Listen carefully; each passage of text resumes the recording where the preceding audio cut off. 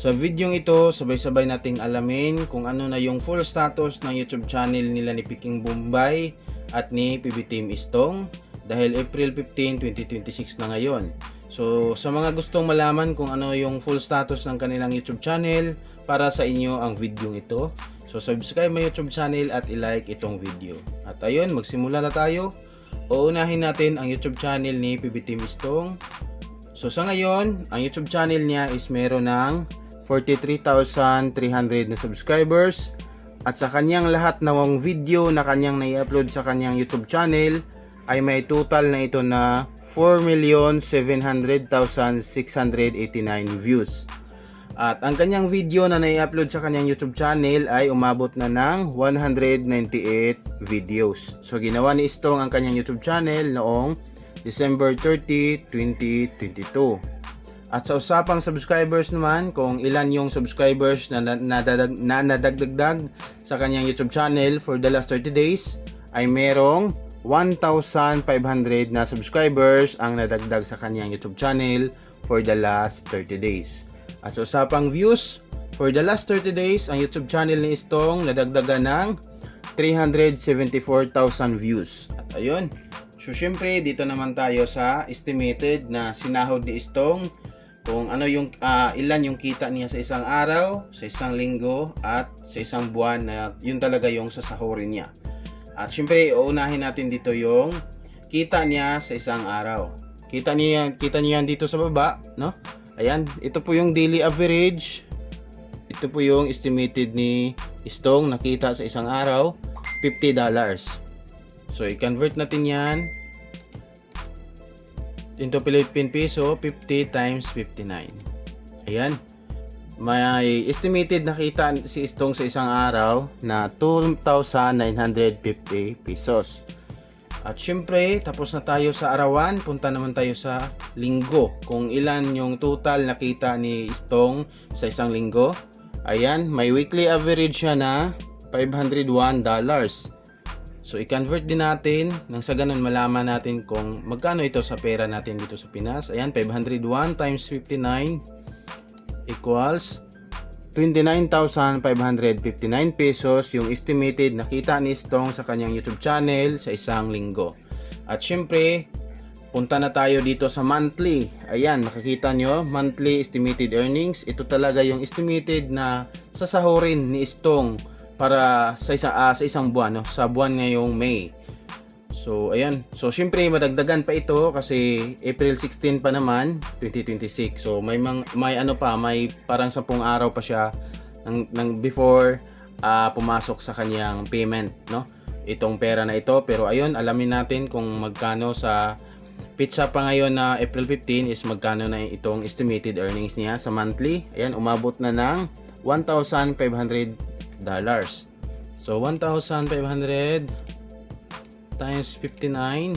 Ayan. Ito po yung estimated na kikitain ni Istong sa loob ng isang buwan sa ngayong status niya sa April 2026. O ayan, umabot po ng 88,500 pesos. So ayan, congratulations kay Istong. At syempre, punta na tayo dito sa kanyang kaibigan na si Peking Bombay. So ayun, ang YouTube channel ni Peking Bombay guys sa ngayon umabot na ng 212,000 na subscribers. At sa kanyang video na lahat na nai-upload sa kanyang YouTube channel, umabot na ito na may total views na 36,904,994. So ayun, malaki na, no, 36 million. So congratulations kay Peking Bombay, sobrang laki ng views niya. At lahat ng video na kanyang nai-upload sa kanyang YouTube channel, umabot na ito ng 822 videos. So medyo marami, no, malapit nang mag 1K yung upload ni Peking Bombay.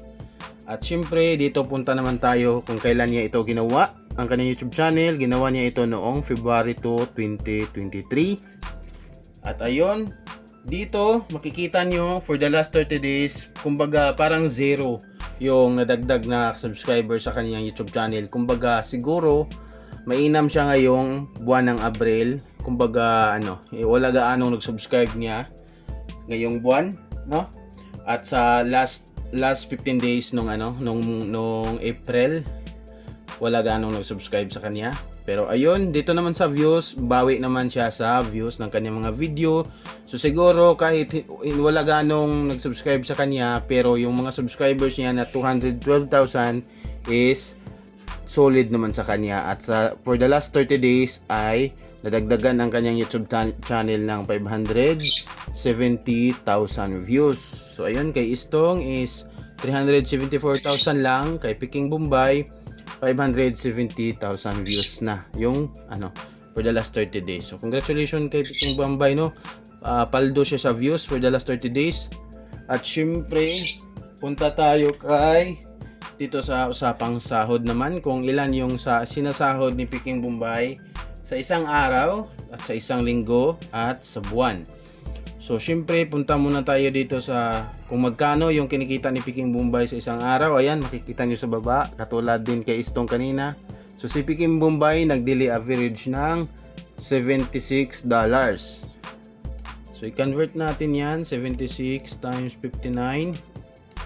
Ayan, ito po yung estimated na kita ni Peking Bombay sa kanyang YouTube channel sa loob ng isang araw, 4,484 pesos. So ayun, punta na tayo sa kita ni Peking Bombay sa isang linggo sa kanyang YouTube channel. Ayan, si Peking Bombay, makita nyo dito sa baba, nag-weekly average siya ng $535. So i-convert natin yan into Philippine Peso, 535 times 59. Ayun, ito po yung estimated na kitikita niya sa isang linggo, 31,565. Ayan, congratulations kay Sir Peking Bombay. At kung tanong nyo kung magkano din yung estimated na sasahurin niya sa loob ng isang buwan, ito po yun. At syempre, madagdagan pa ito kasi April 15 pa naman tayo ngayon. Dahil sa YouTube, is nagpapasahod yan sa kanyang mga creator na sa pizza ng 20 hanggang 30. Nasa 22, 23, mga ganong pizza. So ayun, 15 pa tayo ngayon. So madagdagan pa ito. Pero ayun, as of now, April 15, May 15 is i-convert lang natin. Alamin lang natin kung magkano yung estimated niya sa ngayong araw para sa kanyang monthly. Ayan, si Peking Bombay may monthly estimated earnings na $2,300. So ayun, i-convert natin yan into Philippine Peso. Ayan, namali. Sorry guys. Ulitin lang natin. Ayan. 2,300 times 59. Ayan, ito po yung estimated na sahod ni Peking Bombay sa isang buwan. Ayan, 135,700 pesos. Pero madagdagan pa po yan kasi April 15 pa. May 15 pa po. Sorry, namali naman po tuloy. Daming mali yung sinasabi ko. So ayun guys, no. Disclaimer lang, itong tungkol dito sa sahod is po ito, estimated lang. Kumbaga itong site na ito is ginawa talaga ginawa talaga nila ito nang sa ganun malaman yung lahat ng YouTube channel sa buong mundo kung ano na yung full status. Pero dito sa usapang sahod nila is estimated lang po ito, at kung ano talaga yung totoong sahod nila is sila lang po yung nakakaalam. Pero hindi po malayo dito. Kumbaga malapit lang dito kasi ito naman yung purpose sa app na to, sa website na to is nagsusurvey sila ng mga YouTube channel kung ano na yung status, yung kitaan. So ayan, ito po yung estimated na kita ni Peking Bombay sa isang araw. Congratulations sa kanya. At ayun guys, for this video, at maraming salamat sa panonood. And kung gusto niyo ng mga ganitong video, i-like my YouTube channel guys, at i-click niyo yun ng like button dyan sa baba. At kung pwede, kung may gusto kayong mga YouTuber na gusto nyo ding malaman kung ano yung full status ng kanilang YouTube channel, pwede nyo i-comment, nang sa ganun mabasa ko yan at gawan ko ng video. At ayun guys, maraming salamat sa panonood. God bless inyo lahat.